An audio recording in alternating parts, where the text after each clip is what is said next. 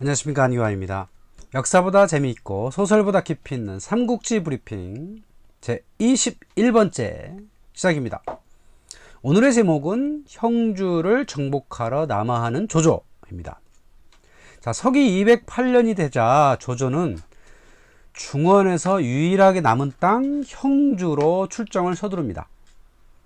그동안 하북지방에서 원소와 싸우는 과정에서 오한을 정벌하기도 했고 죽을 고비를 넘기기도 했습니다. 결국은 조조는 7년 동안의 하북 정벌을 통해 하북의 패자로 등장을 합니다. 자, 그런데 이제 남은 땅은 조조가 정복할 수 있는 가능한 땅은 바로 형주였습니다. 동안시대의 형주는 장강 중류의 잘 개발된 땅으로 비록 한 개주에 불과하지만 꽤 넓은 지역이었습니다. 당시까지 장강 하류는 미개발지가 많았지만은 형주는 전국시대에 초나라가 있던 문명의 땅이었습니다.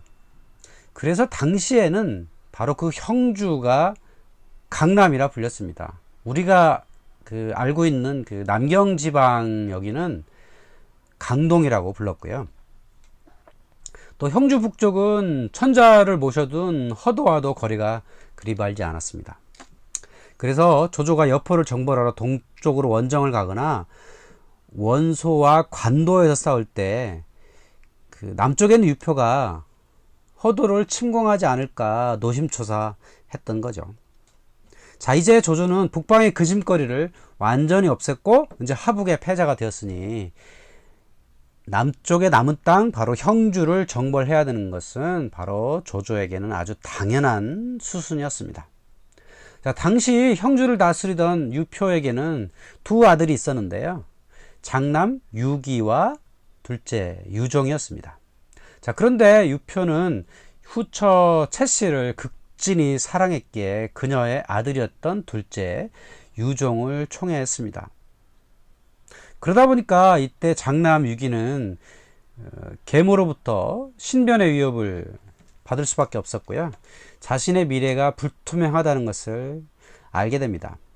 그래서 평소 친하게 지내던 제갈량한테 내가 어떻게 해야 되는가 라고 이제 의견을 묻게 되죠. 그때 제갈량이 이렇게 조언합니다. 자, 춘추 시대에 진나라 진생이 나라 안에 있다가 위험에 처하고 중인은 나라 밖으로 나갔기 때문에 안전을 도모했다는 걸 참고하시면 됩니다. 여기서 등장하는 중이라는 사람은 춘추시대 두 번째 패자였던 바로 그 문공을 이야기하는 거죠. 그러니까 제갈량은 직접적으로 이렇게 하라 저렇게 하라 말하지 않고 옛 역사적 사례를 들어서 멋지게 설명하고 있는 거죠. 자, 문공, 이 중이라는 사람은 이제 그 춘추 시대의 그 진나라 사람이었는데 그 후처 여희의 모략에 빠진 아버지 헌공이 세자 신생을 죽이고 중유와 그 동생 이효를 같이 죽이려고 했습니다. 자, 그러자 중이는 43살에 망명길에 올라서 외가인 정나라로 피신합니다.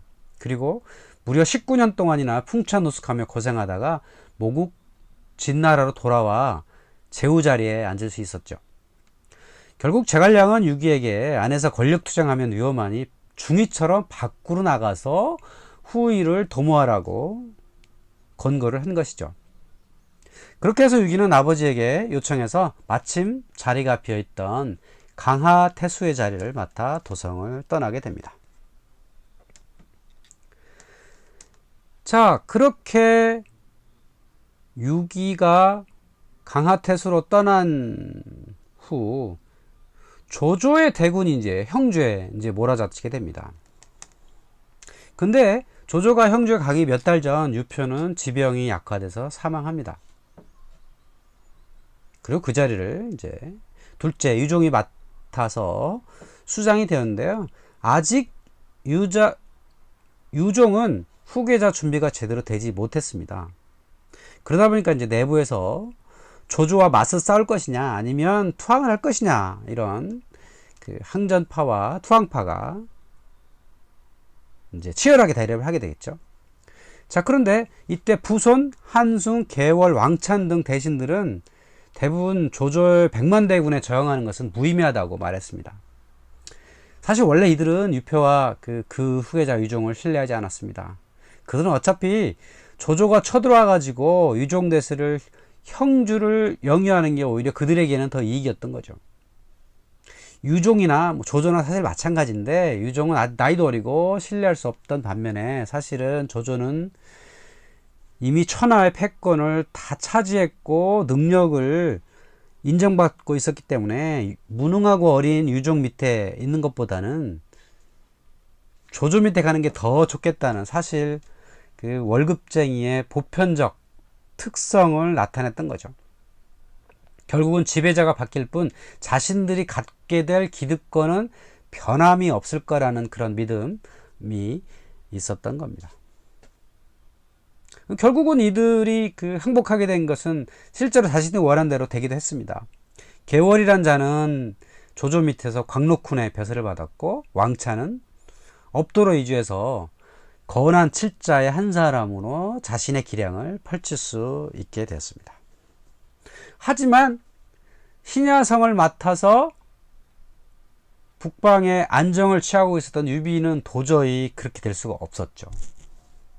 이미 조조와의 나쁜 관계로 있었던 유비는 조조가 만약에 쳐들어온다는 것은 그의 목숨이 경각에 달려있다는 것을 말해 주었기 때문입니다. 그러니까 유비는 도저히 조조에 항복할 수 없는 처지였죠.